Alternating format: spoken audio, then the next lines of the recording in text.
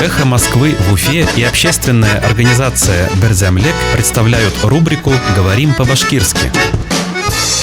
Древесина. Үҙәғас.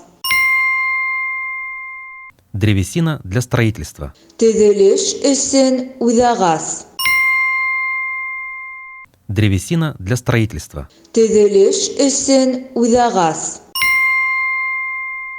Депутаты Курултая планируют выделять древесину для строительства многодетным семьям, семьям с ребенком-инвалидом и специалистам в возрасте до 35 лет. Ҡоролтай депутаттары төҙөлөш өсөн күп балалы ғаиләләргә, зәғиф балалы ғаиләләргә, 35 йәшкә тиклемге белгестәргә төҙөлөш өсөн үҙәғас бирергә ниәтләйҙәр.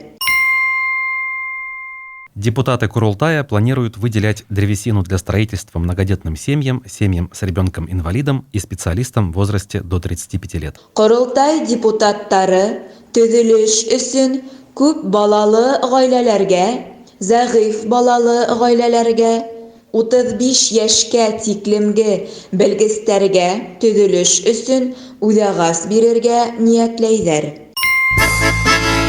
«Эхо Москвы» в Уфе и общественная организация «Берзямлек» представляют рубрику «Говорим по-башкирски».